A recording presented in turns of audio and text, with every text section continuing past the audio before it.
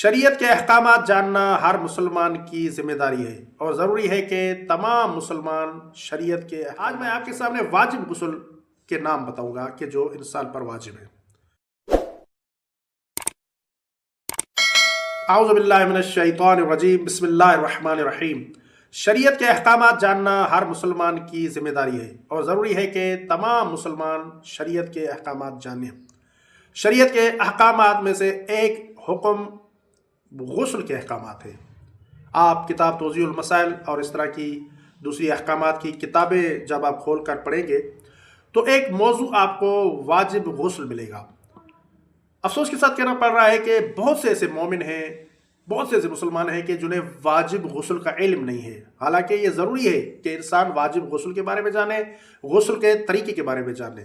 آج میں آپ کے سامنے واجب غسل کے نام بتاؤں گا کہ جو انسان پر واجب ہے۔ پہلا واجب غسل ہے غسل جنابت۔ جب انسان مجرم ہوتا ہے تو اس پر غسل کرنا واجب ہوتا ہے، چاہے وہ عورت ہو یا مرد۔ غسل حیض، غسل نفاس، غسل استحاضہ، یہ خواتین کے ساتھ مربوط غسل ہے اور خواتین کو چاہیے کہ ان غسلوں کے احکامات کو سیکھے جانیں۔ یہ بہت ضروری ہے، یہ ہماری ذمہ داری ہے۔ اور ساتھ ہی ساتھ غسل مس میت، جب آپ میت کو ٹچ کرتے ہیں، مس کرتے ہیں تو اس کے خاص احکامات ہیں، ان احکامات کی موجودگی میں آپ پر غسل واجب ہو جاتا ہے۔ غسل میت، جب میت کوئی انسان یہ دنیا چھوڑ کر جائے، کوئی مومن جائے یہ دنیا چھوڑ کر، تو دوسرے مومن مسلمانوں پر غسل میت واجب ہے، اس میت کو غسل کرائیں۔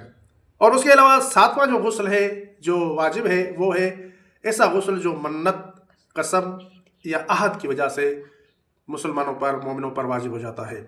یہ شریعت کے احکامات ہیں اور ان کے تفصیلی احکامات توضیح المسائل میں موجود ہیں۔